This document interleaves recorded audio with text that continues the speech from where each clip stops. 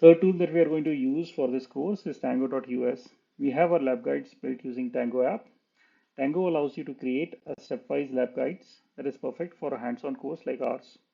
All you need to do is click on the lab guide link and it's going to take you to the Tango website with the lab guide open and shown to you.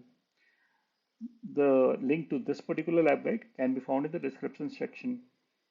You can navigate the lab guide either by scrolling or by directly clicking on the step. Each step also contains a screenshot of the relevant screen.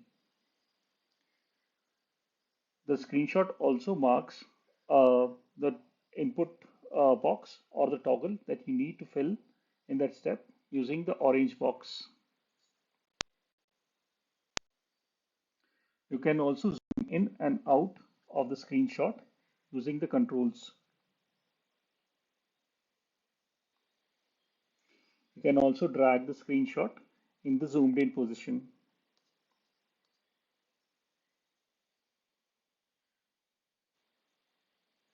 Each step also have a description and the title. You can select the text input that you need to use in that particular step is generally provided in the title or description section of that step. You can select and copy the input to use for that particular step.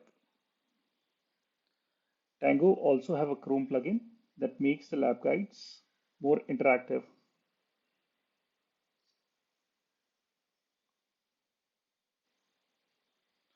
But using the Chrome plugin, you cannot zoom or copy the text. So I would suggest use the lab guides on Tango website and not using the plugin.